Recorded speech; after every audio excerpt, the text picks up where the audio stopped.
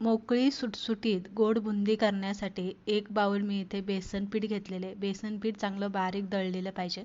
त्याच बाउलने आपल्याला पाणी घ्यायचं आहे आणि तेवढं पाणी घालून आपल्याला पीठ घालून 10 मिनटं झाकण ठेवून भिजायला ठेवायचं. त्याच बाउलने आपण इथे साखर घेतलेली आहे.